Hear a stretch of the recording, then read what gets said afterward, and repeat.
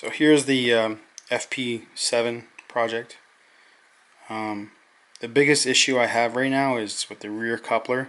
You can see on your shell there's a hole there, a mounting hole for the rear coupler. So you took the coupler and the pin and you have yourself a rear coupler. Hope you can see that on camera. Now this is a custom shell. It doesn't have a mounting hole. So the chassis sits flush against the car body. There's no real room in here for a coupler to sit in there. There's nothing to mount it to. Like there's no pilot hole or anything like that.